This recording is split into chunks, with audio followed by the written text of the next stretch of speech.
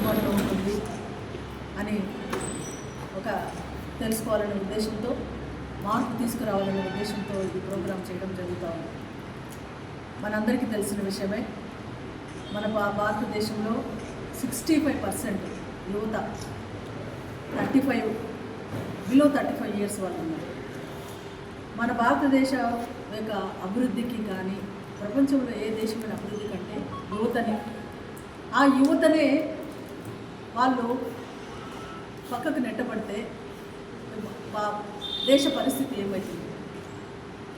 మొన్నటికి మొన్న ఇప్పుడు ముఖ్యంగా జరిగింది ఏమైందంటే, నీట్ ఎగ్జామ్ అనేది ఎంతోమంది తల్లిదండ్రులు వాళ్ళ కష్టాన్ని దారపోసి పిల్లల కోసము ధనాన్ని వెచ్చించి వాళ్ళని కోచింగ్లు పంపించి హాస్టల్లో పంపించి చదివించి కష్టపడి చేసిన తర్వాత మేము 3న ఎగ్జామ్ జరిగితే 12వ తేదీన పేపర్ లీక్ అయిందని దాన్ని క్యాన్సిల్ చేయడం జరిగింది. దానికి మనస్తాపానికి గురై 60-70 మంది పిల్లలు ఆత్మహత్య చేసుకోవడం జరిగింది. ఇది ఎక్కడ లోపం? ఎక్కడి నుంచి జరుగుతూ ఉంది? ఇప్పుడు ఈ గత 12 సంవత్సరాల నుంచి జరిగితే ఎన్ని పేపర్లు లీక్ అయిపోయినాయి, ఎన్ని ఎగ్జామ్స్ క్యాన్సిల్ అయిపోయినాయి, నిరుద్యోగం అనేది ఎంత పెరిగిపోయింది. పిల్లలు దేశ భవిష్యత్తును కాపాడుకున్నట్టు పిల్లలు వాళ్ళ ప్రాణాలను బలిగొంటారు. దానికి బాధ్యత ఇవ్వరు. ఇప్పుడు తిరిగి ఎగ్జామ్ రాయాలంటే రాయలేక, ఆ ఇంట్రెస్ట్ లేక తల్లిదండ్రులు పెట్టిన డబ్బులు వృధా అయిపోయి ఎంత బాధపడతా ఉన్నారు. ఇవన్నీ దృష్టిలో ఉంచుకొని ఈ నెల 10వ తేదీన రాహుల్ గాంధీ గారు రాజస్థాన్లోని కోటా ప్రాంతంలో పిల్లలతో కలిసి వాళ్ళ మనోభావాలను విద్యార్థులేక ఏ రకంగా విద్యా వ్యవస్థను తీసుకురావాలనే ఉద్దేశంతో ఒక పెద్ద ప్రోగ్రాం చేయడం జరిగింది. అది పూర్తిగా సక్సెస్ అయింది. దాన్ని దృష్టిలో పెట్టుకొని దేశవ్యాప్తంగా ఈ నెల 30 తేదీ నుంచి 28 పట్టణాలలో ఈ ప్రోగ్రాం చేయాలని కాంగ్రెస్ పార్టీ నిర్ణయించడం జరిగింది. ఈ రకంగా చూస్తే ఇప్పుడు ఉన్నటువంటి పరిస్థితులలో ఈ గవర్నమెంట్ ఏం చేస్తూ ఉందో దానికి పూర్తిగా బాధ్యత వహించాల్సింది విద్యాశాఖ మంత్రి. దానికి తోడు ఒక 3,000 నుంచి 45,000 వరకు ఆ డబ్బుల కోసము ఈ పిల్లల భవిష్యత్తు తీసుకొని పాటు చేసిన వాళ్ళని వెంటనే ఎంక్వైరీ చేసి దాని సమూలంగా ఇటువంటివి జరగకుండా చేయాల్సిన బాధ్యత ఇప్పుడున్నటువంటి ప్రభుత్వం మీద ఉంది. ఇప్పుడు తక్షణమే ధర్మేంద్ర ప్రధాన్ ఆయన కేంద్ర మంత్రి, విద్యాశాఖ మంత్రి, దానికి బాధ్యత వహిస్తూ ఆ కుర్చీ నుంచి వైదొలగాలి. ఇంత జరిగినా, ఇంతమంది ప్రాణాలు కోల్పోయినా కూడా నరేంద్ర మోడీ గారు అసలు నోరు కూడా ఎత్తడం లేదు. ఇప్పటికి మనం గమనించినట్లయితే ఇప్పుడు నుంచి ఈ 12 సంవత్సరాలలో 89 పేపర్లు లీక్ అయినాయి. దానికి 6.5 కోట్ల మందికి నష్టం కలిగింది. తర్వాత 48 పరీక్షలు రీసెట్ చేసినారు, 20 పరీక్షలు క్యాన్సిల్ చేసినారు. దానికి ఎవరు బాధ్యత? విద్యాశాఖ మంత్రి కాదా? ప్రస్తుతం ఉన్న కేంద్ర ప్రభుత్వం కాదా? ఎన్టీఏ వ్యవస్థ పూర్తిగా దాన్ని రద్దు చేయాలి. నేషనల్ టెస్టింగ్ ఏజెన్సీ అని పెట్టి దాని ద్వారా ఎగ్జామ్స్ నడపడం అనేది పూర్తిగా రద్దు చేయాల్సిన బాధ్యత ఎంతైనా ప్రభుత్వం మీద ఉంది. తర్వాత 2019 నుంచి 64 మేజర్ ఎగ్జామ్స్ లీక్ అయినాయి. 45 జరిగితే 27 పరీక్షలు రద్దయిపోయినాయి.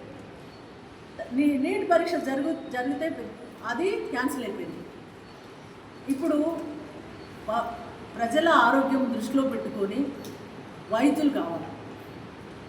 డబ్బులు కొని చదవకుండా వారు ఏ వైద్యం చేసి ప్రజల ప్రాణాలు రక్షిస్తారు? దాన్ని ప్రోత్సహిస్తుంది ప్రభుత్వం. ఈ రకంగా చేయడం వల్ల మొత్తం భారతదేశ దేశంలోనే మనం అసలు అభివృద్ధికి నోచుకోలేము. యువత అసలు ముందుకు రాలేదు. పూర్తిగా ఆధారపడి ఎప్పటి నుంచి ఉంది, ఇప్పుడున్న యువతే రేపు మొత్తం యువత మీదనే ఆధారపడి ఉంది. కాబట్టి దీన్ని దృష్టిలో ఉంచుకొని కాంగ్రెస్ పార్టీ ఒక ఉద్యమంలాగా ఈ ప్రోగ్రాంను చేయదలుచుకుంది. ఒకటి ఏమంటే డైల్ నెంబర్ అని ఒక నెంబర్ ఇవ్వడం జరుగుతుంది. విద్యార్థులు వాళ్ళ సమస్యలు ఏదైనా కూడా ఆ నెంబర్కు డైల్ చేసి వాళ్ళు దాన్ని పరిష్కరించుకోవచ్చు. తర్వాత ఇప్పుడు ఈ కాంగ్రెస్ పార్టీ ఎన్ఎస్సీ తర్వాత యూత్ కాంగ్రెస్ పార్టీ అందరూ కలిసి ప్రతి కాలేజీకి వెళ్ళి వాళ్ళతో కలిసి వాళ్ళ యొక్క సమస్యలు ఇప్పుడున్నటువంటి విద్యా విధానం ఏ రకంగా ఉంది, దాన్ని ఏ రకంగా మార్పు చేయాలా, ఏ రకంగా అయితే వాళ్ళ భవిష్యత్తు బాగుంటుందని వాళ్ళతో కలిసి ముచ్చటించి తర్వాత అధికారులతో మాట్లాడి ఒక కొత్త ఇది తీసుకురావాలనే ఉద్దేశంతో రాహుల్ గాంధీ గారి ప్రయత్నాన్ని సఫలం చేయాలని ఈ భారతదేశ భవిష్యత్తు కోసం కాంగ్రెస్ పార్టీ ముందుంటుందని మీ అందరికీ తెలియజేసుకుంటూ ఉన్నాం. అంతేకాకుండా ఇప్పుడు కేంద్ర మంత్రి రాజీనామా చేయాలి.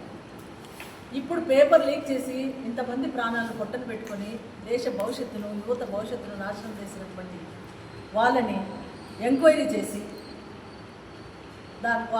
వారికి తగిన శిక్ష విధించాలి. ఇంకోటి ఎన్టీఏను రద్దు చేయాలి. తర్వాత ఇంకోటి ఏంటంటే 10 సార్లు మార్చకుండా అకాడమిక్ యాన్యువల్ ఎగ్జామ్స్ దాని రిజల్ట్ ఎప్పుడు అని ప్రతి దానికి సంబంధించి ఇయర్ మొదట్లోనే ఒక క్యాలెండర్ ఏర్పాటు చేసి దాన్ని పూర్తిగా అమలయ్యేటట్టు చేయాల్సిన బాధ్యత ప్రభుత్వం మీద ఉంది. ఇవన్నీ దృష్టిలో ఉంచుకొని కాంగ్రెస్ పార్టీ ఒక ప్రణాళిక ఏర్పాటు చేయాలనే ఉద్దేశంతో ఇప్పుడు మేధాశక్తి యువతలోనే ఉంది.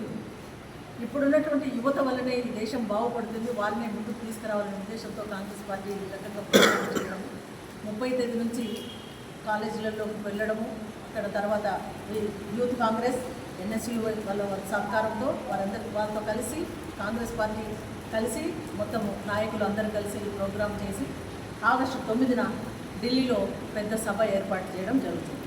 అందుకని ఒకసారి మనం గుర్తించాలి, ఈ రకంగా ప్రజలందరూ చూస్తూ ఉన్నారు.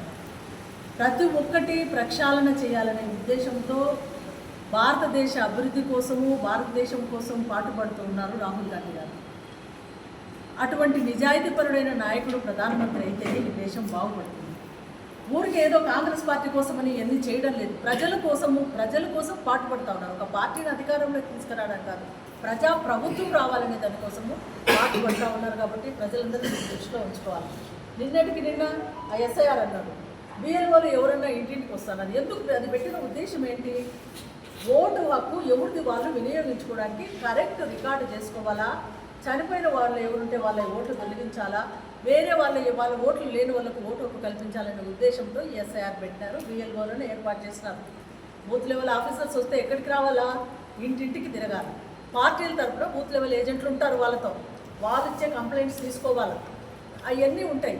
కానీ ఇక్కడ ఏం చేస్తున్నారంటే బిఎల్ఓలు గ్రామాల్లో పోతే ఒక చావిడి దగ్గర కూర్చుంటారు, లేకుంటే ఎవరైనా వాళ్ళకు సపోర్ట్ చేసే ఎవరైనా నాయకులు ఉంటే వాళ్ళ దగ్గర కూర్చొని రాసుకుంటారు. నీకు ఎట్లా అక్యురేట్గా ఎట్లా తెలుస్తుంది ఎవరు కరెక్ట్ ఏది అనేది? ఎవరు చెప్తేనే వింటా, మళ్ళీ పాతదే రిపీట్ అవుతుంది. ఇది నామకే వాస్తే పెట్టడం ఆ ఎస్ఐఆర్. ఇది కూడా కాంగ్రెస్ పార్టీ పూర్తిగా ఖండిస్తుంది. బిఎల్ఓలు ప్రతి ఇంటికి వెళ్ళాలా, ప్రతి ఇంట్లో ఎంక్వైరీ చేసుకోవాలి, వాళ్ళు ఓట్లు తీసుకోవాలా. తర్వాత పార్టీ తరఫున వచ్చే ఏజెంట్లు అవి ఏమైనా అబ్జెక్షన్ చెప్పి వాళ్ళు ఇచ్చేది రిపోర్ట్ వాళ్ళది ఇస్తారు. అంటే ప్రతి ఒక్క దాంట్లోనే లొసుకుంది. ముఖ్యంగా ఇప్పుడు బాధాకరమైన విషయము విద్యార్థులదే చాలా బాధాకరంగా ఉంది.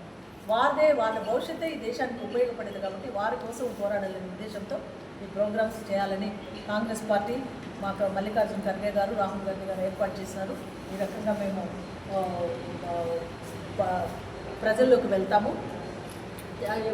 దీని ప్రణాళిక ప్రకారము చేయడం ఉంటుందని పత్రికా పూర్వకంగా నేను తెలియజేసుకుంటా ఉన్నా. ఇంకొకటి అందరికీ విన్నవించుకుంటా ఉన్నా మీడియా ద్వారా, దయవుంచి మన దేశాన్ని కాపాడే నాయకుడు రాహుల్ గాంధీ గారు, కాంగ్రెస్ పార్టీ దాన్ని దృష్టిలో ఉంచుకోవాలండి. రాబోయే ఎలక్షన్లలో మీరు దాన్ని సహకరించినట్లే ప్రజలు, దేశం బాగుపడుతుంది. ఈ 15 ఏళ్లలో ఈ 3 టర్ములలో అంటే బాగున్న పరిస్థితి అంటూ లేదు. ప్రతి దాంట్లో సమస్యలే. నిరుద్యోగం అంతా పెరిగిపోయింది. 3000 మంది ఎగ్జామ్ రాస్తే దాంట్లో అయ్యేది ఒక్కరు ఐఏఎస్, 12 మంది ఎంతమందో ఇంజనీర్లు అవుతారు, ఒక 180 మంది డాక్టర్లు అవుతారు. అంత వ్యవస్థ అంతా డబ్బులు, చదువులకు అంటే అన్ని ప్రైవేటీకరణ, గవర్నమెంట్ స్కూల్స్ అన్నీ మూసేస్తూ ఉన్నారు. ఇది లేకుండా అందరికీ సమానంగా ఉన్నవాళ్ళు లేని వాళ్ళని లేకుండా ఉన్నత విద్యావకాశము అన్ని ప్రభుత్వ పాఠశాలల్లో అందరికీ సమానంగా ప్రతి ఒక్కరు వారి నైపుణ్యం బట్టి ముందుకు వచ్చే విధంగా ఉండే విద్యా వ్యవస్థను ఏర్పాటు చేయాలనే ఉద్దేశం కాంగ్రెస్ పార్టీకి ఉంది, మా నాయకుడు రాహుల్ గాంధీ గారికి ఉంది. కాబట్టి దేశ భవిష్యత్తును దృష్టిలో ఉంచుకొని యువతను ప్రోత్సహించాలా, విద్యార్థులను ప్రోత్సహించాలనే ఉద్దేశంతో ఈ ప్రోగ్రాం చేయడం జరుగుతుందని మీ అందరికీ తెలియజేసుకుంటూ అందరూ సహకరించాలని కోరుకుంటున్నాను. Thank you.